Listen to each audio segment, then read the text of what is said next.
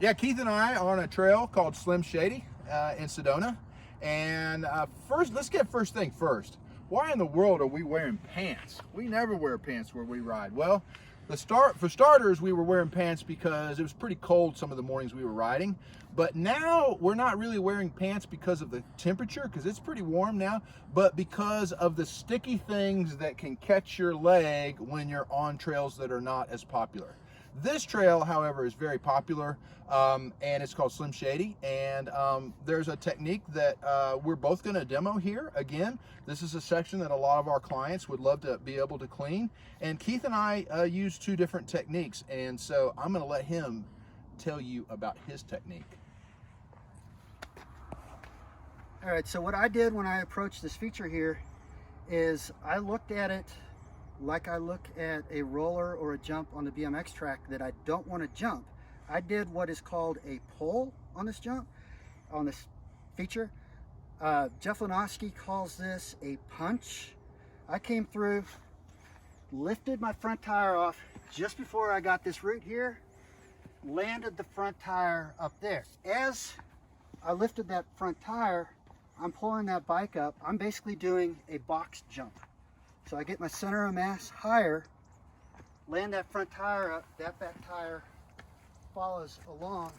I've still got that momentum that I was carrying down here because I basically did a box jump up to that, followed it up the trail.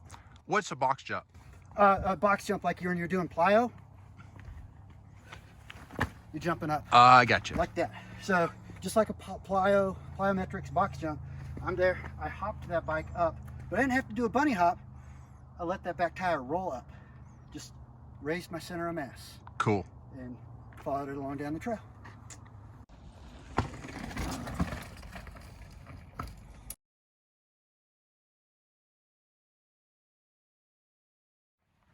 So the technique that I used, for those of you who've trained with me, is I used what's called a bump jump. You'll remember that I'll put a 2x4 down in the field or a stick or something like that, and I work with my clients about making sure both the front and the rear wheel touch that board for the bump jump. And part of the reason for that is because it works on timing, and that timing is crucial for jumps, and everyone wants to learn jumps. But basically, I used what's called a bump jump, or a prerequisite for a jump, on this particular feature. And what I did was slightly different than what Keith did, is my front wheel struck that root, and then I made sure that the rear wheel didn't leave the ground out here, but it struck the root also. And when they both struck the root, the timing was perfect, and I almost did a bit of a St. Louis arch, just a little arc, right?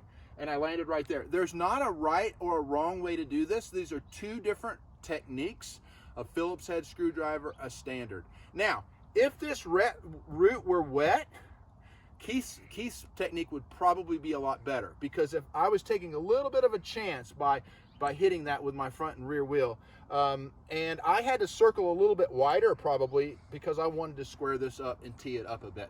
But that's enough about this particular feature.